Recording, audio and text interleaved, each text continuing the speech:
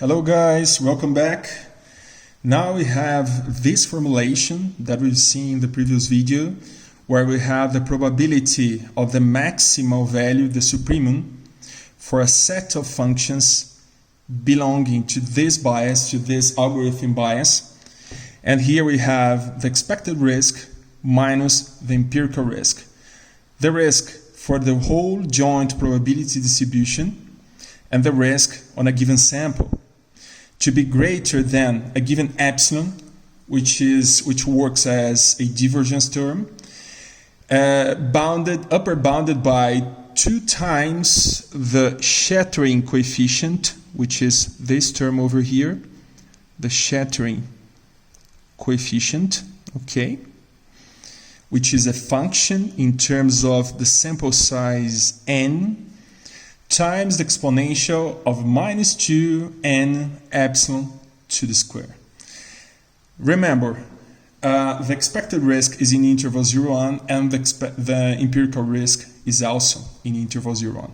And this works, this is a consistency, and of course consistency in terms of a space of functions, and a proof of convergence, what makes this in terms of n tends to infinity. So after having this formulation, the next step that Vopny came with was the use of the symmetrization lemma. The symmetrization lemma is basically a result that allows me to transform this formulation from expected risk in terms of 2 empirical risks. The whole idea about the symmetrization lemma is to remove something that's not computable in real-world scenarios. Again, this is not computable if we don't have access to the joint probability distribution. And that is the case when we are working with real-world scenarios. If we're working just with a toy application, a toy domain, okay, that's possible. We could compute this expected risk, for example, when throwing a die. But if we are talking about a real-world scenario in which we don't have access to every possibility for the input space and its mapping to the output space, it would be just impossible to compute this guy over here, okay? So the symmetrization lemma is basically a way of substituting this guy over here. I'm just consider it as a previous result, so I'm going to just show you guys how it works, how we should rewrite this formulation. Actually, this whole formulation over here would be rewritten like this. So this is going to be upper bounded by 2 times the probability of 2 different probabilities actually for a function f belonging to a space of divisible functions. We typically show this as z of 2n, just showing that we are basically measuring not the space, not actually the bias of our algorithm, but the bias of our algorithm in terms of the sample size. This is in terms of the sample size. I'm going to discuss that later, show a little more on this. So for now, it's okay just to see for the first time, okay? And here we are going to have 2 empirical risks. We are going to have one empirical risk of f and another empirical risk, which is apostrophe over here, just to show that we have here one sample and here another sample. Here we have an n-sized sample, and here another n-sized sample. Both samples were sampled from the same joint probability distribution for which we are not capable of computing the expected risk, as mentioned before, okay? And this is going to be greater than epsilon over 2. And here we should close. It's kind of difficult to close the probability over here, but we should close the probability over here, okay? So this is actually a result after the symmetrization lemma. This is actually the result after the symmetrization lemma. I'm going to provide some additional material on that so you guys can look at the proofs and see how this works. But I'm going to talk a little more anyway in the next video, okay? And as I have like some changes over here in terms of epsilon, and of course this is two times the probability, this turns out to be upper bounded by 2 times the shattering coefficient, okay, times the exponential of minus n epsilon to the square over 4. Actually, here, it's not just the shattering coefficient in terms of a single sample with n observations, but instead, this is m of 2n. This basically means that we have to compute the shattering coefficient for both samples together, for both samples, each one with n instances, okay? And this turns out to be the kind of last result. Let's say this is one of the, not the last result, but it's really close to the end. So this is one of the main results we have after the statistical learning theory. Just to get back, now we have something like this. The probability, just to make it like shorter, the probability of f belonging to my algorithm bias in terms of this is upper bounded by, is upper bounded by 2 times the shattering coefficient for both samples together, both samples all together, times the exponential of minus n epsilon to the square over 4. This is a result we can already come up with some plots, and there are some nice things to talk about. Consider our shattering coefficient is something like, let's say, either n to the square or n to the 4th. Okay? If it's n to the square, I'll have some behavior, a similar behavior to this.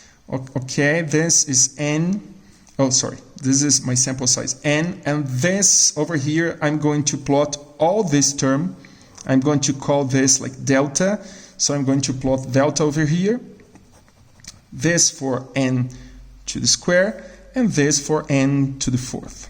Okay? What's going to happen over here is something like this. This function, this delta function over here is going to increase like this and then converge to 0. Okay, 0 in terms of this axis over here, of course. For this scenario, it's going to go up again, but it's going to take more observations, more instances to converge to 0. What makes us understand that the greater is my space of admissible functions, so I'm going to draw those spaces over here.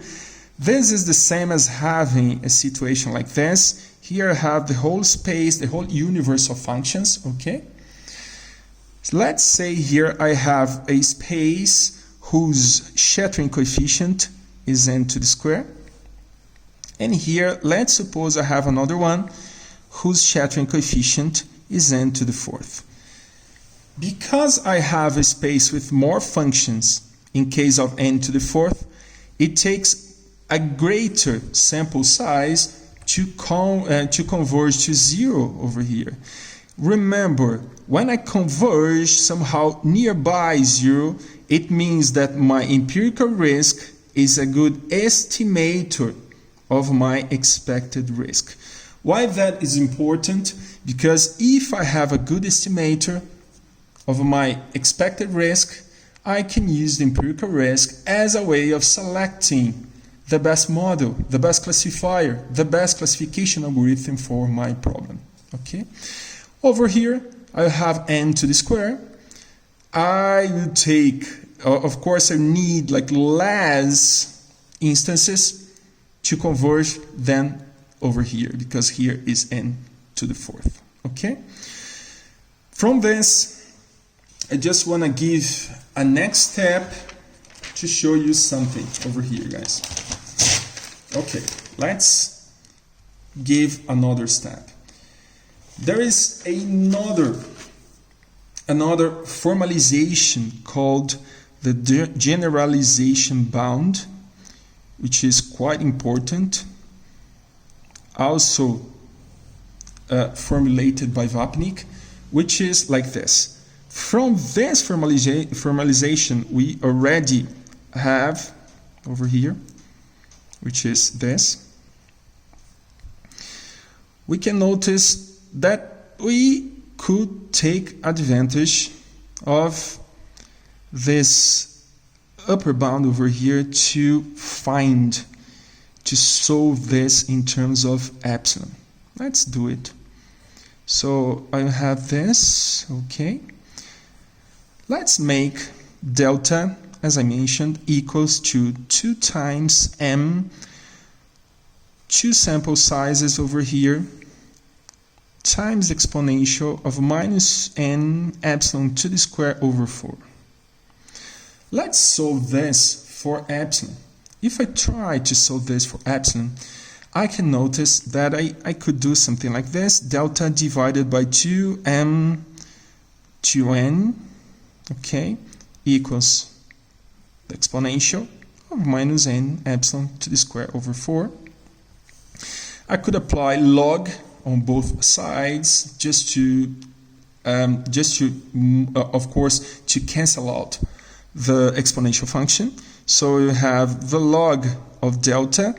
Log of something divided by another term is log of delta minus log of 2 times m of 2n equals to minus n epsilon to the square over 4. Again, solving this, I will have, of course, minus 4 over n multiplied by log of delta minus log of 2 times m 2n. Oops, over here. Equals to epsilon to the square.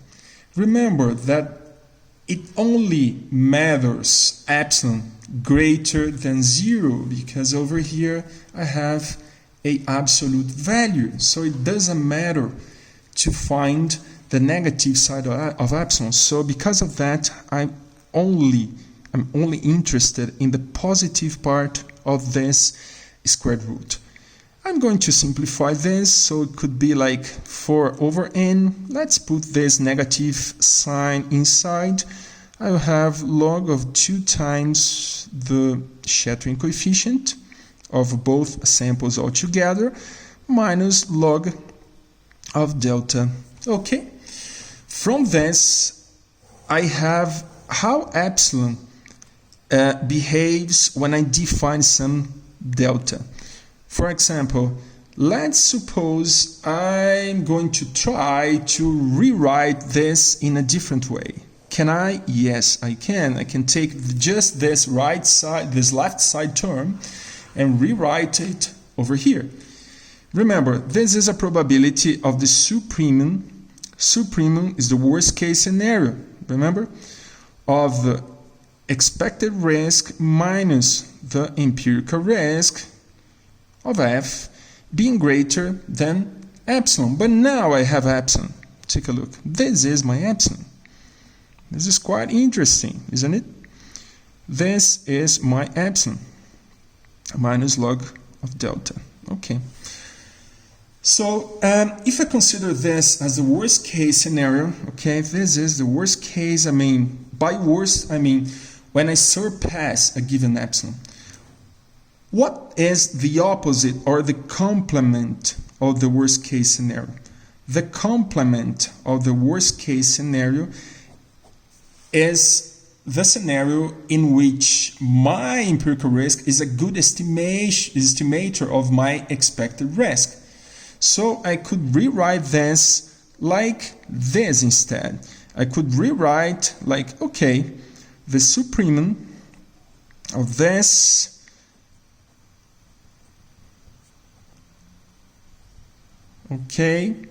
could be smaller than or equal to epsilon. With the first formulation over here, I have the worst case. By worst case, I mean when I am surpassing epsilon. And here I have the situation, I'm not surpassing epsilon. I have the complement. Given here is greater, here is going to be smaller than or equal to epsilon. So in all those scenarios, I expect to have a good estimation for my expected risk. Remember something, I'm going to discuss something that I've never discussed before. Just imagine something. Is it possible to say that my expected risk is always greater than or equal to my empirical risk? Just imagine this. Is it possible to say that? This is the risk in a sample. Remember, the risk in a sample is the risk when I am converging with my algorithm, using my data to adopt my classifier, my classification function. If I adopt my classifier, my classification function, I bias somehow my classification function towards data. If I bias, this risk in my sample is going to be always smaller than or sometime or maybe eventually equal to the expected risk. This is by definition. That's a definition that Vapnik uses. He's just informing us that in a given sample, if I bias, if I change my classification function using my data, using the data I have for training, of course, I am biasing my classifier, and the empirical risk in that training sample is going to be smaller than or eventually equal to the expected risk. Given that, it's not difficult to observe that I could rewrite this as the expected risk minus the empirical risk is going to be positive. So there's no need of this absolute value. Again, let's remember this is the worst case. So consider we have like something like a sup over here. Or maybe you guys, if you feel like more comfortable, just write like W over here to mention, okay, this is the worst case scenario, the worst function we have in that space. Smaller than or equal to epsilon. From this, we can come up with something quite interesting, which is referred to as the generalization bound. Actually, this is already the generalization bound, but let's rewrite it as we typically find in literature. In literature, you guys will typically find something like this.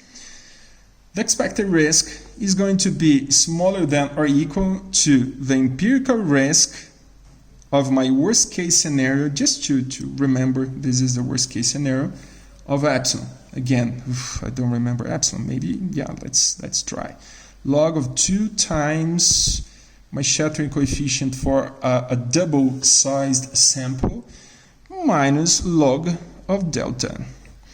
Remember, delta is what? Delta is basically, again, getting back over here, delta is like the confidence level I want to ensure for this probability over here. If I say delta is like 0.05, this means that for 95% of the scenarios, I want this empirical risk to be as close as possible to R given some epsilon. Given some epsilon. This is what we refer to generalization bound. Take a look at this. This is quite interesting. If I want to understand how my classifier is going to behave for unseen observations, unseen examples, unseen instances in the future, I can have a measure of itself in my sample, plus some variance, plus some variation over here that depends on my shattering coefficient. If I have a very restricted space, a very restricted bias, that means a very small space of admissible functions, this is going to be very small because as n tends to infinity, this is going to be a log of something over n is going to reduce drastically to 0.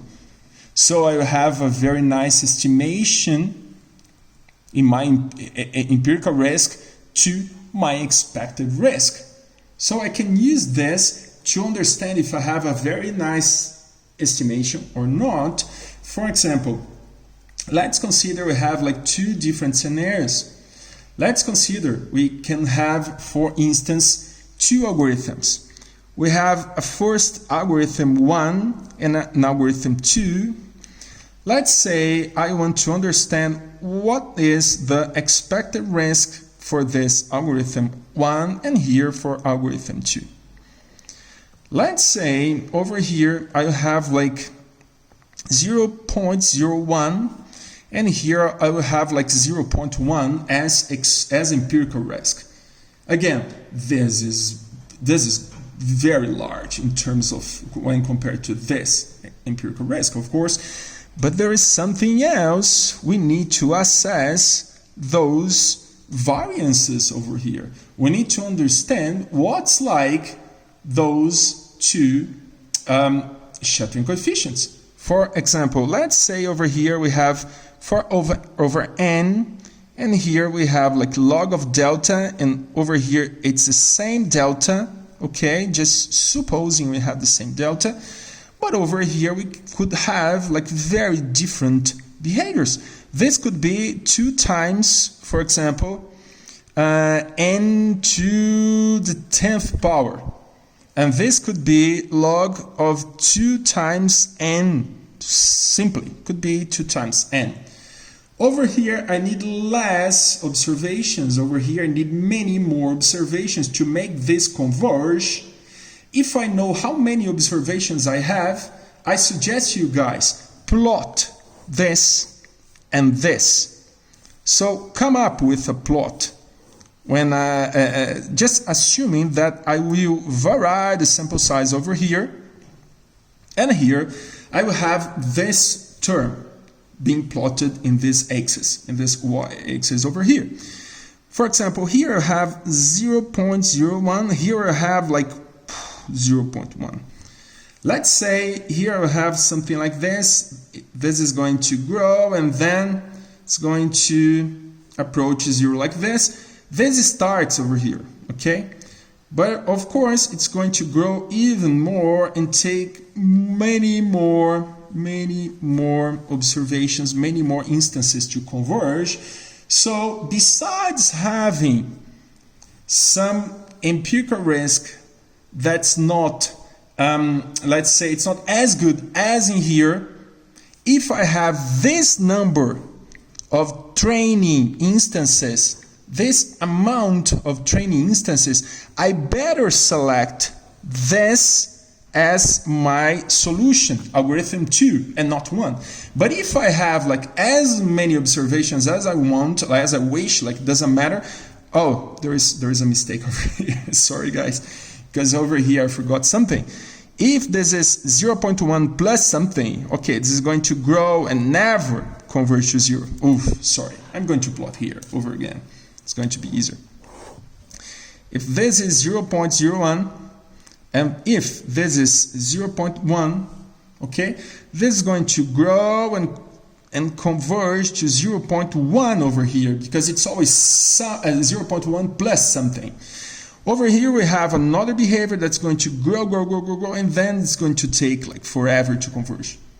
If I have this number of observations, if this is my sample size, my training sample size, I better select algorithm 1 instead of algorithm 2, because algorithm 2 is going to take like many more, is going to need actually many more observations, many more inputs, many more input examples, input instances to converge. So this is quite an interesting result, isn't it? There is another thing that I want to mention to you guys. You guys remember the symmetrization lemma, which is in here? Take a look at this symmetrization lemma. Take a look at this part over here with this upper bound. I'm going to rewrite it over here, just to take a look. 2 times the probability of the supremum of f belonging to uppercase f, the empirical risk of f minus another empirical risk of f. That's why we have this apostrophe over here. This works as a sample, and this as we typically mention, a ghost sample. Just another sample, a second sample. Okay? From the same joint probability distribution, of course. This is going to be smaller than 2 times the shattering coefficient for both samples altogether, multiplied by the exponential of minus 2 epsilon to the square over 4. Okay, that's my result. That's the result of the symmetrization lemma. Just take a look at this, guys. Can I use this? Can I use this result after the symmetrization lemma? Oh yeah, of course I can. I can do something similar as the generalization bound. I can find epsilon for this, and epsilon for this is going to be the same epsilon we found before. But now I can assess this scenario. I can have, instead of having the supremum for this divergence in between 2 samples, 2 different samples, take a look, being greater than epsilon. Again, you guys remember epsilon is 4 over n log of 2 times the the shattering coefficient for both samples altogether, log of delta, being delta, of course, this. Okay? Of course, this is the worst case scenario, as I mentioned. Okay? What is the complement of the worst case scenario? The complement is when I have a good estimator, when this turns out to be a good estimator of this and vice versa. That is when I have the supremum of f belonging to f of this empirical risk minus the second empirical risk in a second sample for the same function. Okay, for the same function being smaller than or equal to epsilon again. This is epsilon, as you guys know. Take a look. 2 times blah, blah, blah, blah, blah, log delta. Okay. Again, just forget about the supremum here. I'm going to remove it. So I have here the empirical risk for the worst function. This is the same as the supremum. Okay, just remember. Minus in another sample. For the worst classifier ever, another sample, again, that's why the apostrophe is smaller than or equal to 4 over n log of 2 times the shattering coefficient for a 2-sized sample minus log of delta. Okay? You know what's interesting here? Remember the k-fold cross-validation. This is the origin of the k-fold cross-validation strategy. If I test my algorithm on a given sample and in another sample, those risks should somehow approach each other, should be very, very close. What can I do from this? I can, for example, suppose I have like a set of x1 and y1. Of course, this is the input and expected output, and that goes up to n instances, and I have this training set. I could select one sample over here to train. Okay, let's suppose I have like k examples here to train. Let's use another symbol, maybe alpha examples over here, and a different subset alpha over here. Okay, let's just simply say that we're going to cut this in half. So half of those, okay, half of those I will use to train, and half of those for testing. Let's do that like many times using resamplings. Over here, I will have some empirical risk, after finding my classification function, and over here, my empirical risk, again, in a different sample. If those are very close, take a look, very close, I can understand how they behave. Okay, over here I forgot. I'm going to use the absolute value here because I don't know if this one is smaller than the other. Okay, I forgot this and this. I just wrote those over here. Okay, those bars. Just remember, that's a way to understand if my algorithm is converging.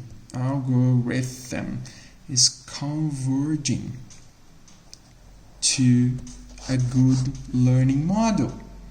So I just suggest you guys take any kind of data set, randomly select a subset and a disjoint subset. Both have to have the same sizes, okay? The same sizes. And then you train over here, test over here, measure your error over here and your error over here, and measure this divergence. The closer they are to zero, the better you generalize, the more you generalize in your learning. Okay? That's a very nice result. That's indeed a very interesting result. You know what? Now we go for I'm going to shoot a different video just to show you some additional details and some pictures and of course like some plots in the next video. Okay? See you guys.